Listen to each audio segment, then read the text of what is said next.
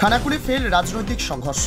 রবিবার গভীর রাতে খানাকুলের রঞ্জিত বাটি এলাকায় দুষ্কৃতীদের হামলায় গুরুতর জখম দুই বিজেপি কর্মী সঞ্জয় নাগা ও গোকুল চক্রবর্তী। অভিযোগ, চিংড়া পঞ্চায়েতের কেটদল এলাকা থেকে বাড়ি ফেরার পথে তাদের ঘিরে ধরে বেধড়ক মারধর করা হয়। আশঙ্কাজনক অবস্থায় প্রথমে খানাকুল হাসপাতালে ভর্তি করা হলেও পরে আরামবাগ মেডিকেল কলেজে স্থানান্তর। খবর পেয়ে হাসপাতালে পৌঁছান বিজেপি বিধায়ক সুশান্ত ঘোষ। তিনি হুঁশিয়ারি দিয়েছেন, দোষীরা গ্রেপ্তার না হলে বৃহত্তর আন্দোলনে নামবে বিজেপি। কার্যকর্তা সঞ্জয় নাগা আর গোকুল চক্রবর্তী চিংড়া অঞ্চল থেকে বাড়ি ফিরছে। সেই সময় তৃণমূল কংগ্রেসের একদল হারমাদ রাতের অন্ধকারে বন্দুক নিয়ে আর লোহার শোধ ধারালো অস্ত্র নিয়ে আমাদের দুজন কার্যকর্তার উপরে হামলা করে।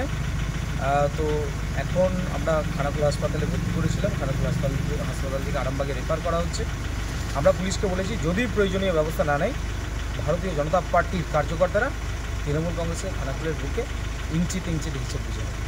দেখুন, গতকাল রাত্রিতে যে রঞ্জিত বাটি চিংড়া অঞ্চলে ঘটনাটা ঘটেছে, এটা বিজেপিরই গোষ্ঠীদ্বন্দ্ব একদম প্রকাশ্যে চলে এসেছে। কারণ ওখানে বেশ কিছু বিজেপি যারা এখন করছে, আগে এরা সিপিএম এর নম্বর 1 হারমাদ ছিল। এই চিংড়ার রঞ্জিত বাটিতে দৌড়খোলা পাড়ে এরা রেগুলার বসে ওই দেশি চুল্লু, জানেন তো, চুল্লুর প্যাকেট ছাড়া বিজেপি আর কিছু করতে পারেন। এই মদ টদ খেয়ে নিজেদের মধ্যেই মারামারি করেছে।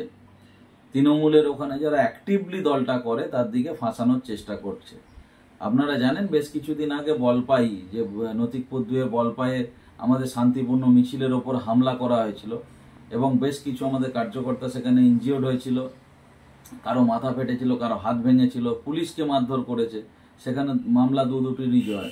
তারপরে আমরা পরক্ষণেই দেখি যে এই পুরুলজালি বিধায়কের নেতৃত্বে এবং ওনাদের যে বিরোধী দলনেতা আসার পরে আমাদের বিরুদ্ধে দুটি মামলা, মিথ্যে মামলা রুজু করে। তারই 41-এ নোটিশ আনতে যাদের দিকে ফাঁসানো হচ্ছে এই কেসে, তারা থানায় গিয়েছিল। থানা থেকে ফেরার পথে দেখে বিজেপিরই ওখানে নিজেদের মধ্যে মারামারি চলছে। তারা পাশ কাটিয়ে ওখান থেকে চলে যায়, ওদের ঝামেলায় পড়েনি। এখন বিজেপি নিজেদের গোষ্ঠীদ্বন্দ্ব প্রকাশ্যে, যেটা গোষ্ঠীদ্বন্দ্ব হচ্ছে মাল মদ খেয়ে মাতলামি করে, তো সেইগুলোকেই তৃণমূলের উপর চাপিয়ে দেওয়ার চেষ্টা হচ্ছে। আর এই পুরুলজালি বিধায়ককে বলি, তৃণমূলকে অস্ত্র নিয়ে ঘুরতে হয় না, অস্ত্র হাতে মিছিল করতে দেখা যায় তোমাদের বিজেপির লোককেই।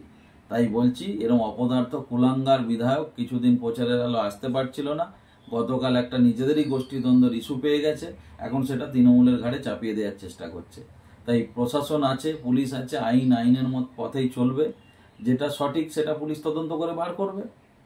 এর থেকে বেশি কিছু বলার নেই। কারণ পুরুলজালি বিধায়ক এটাকে নিয়ে ফুটেজ নেওয়ার চেষ্টা করছে, কারণ ওর পায়ের তলায় মাটি চলে গেছে, সেই কারণে।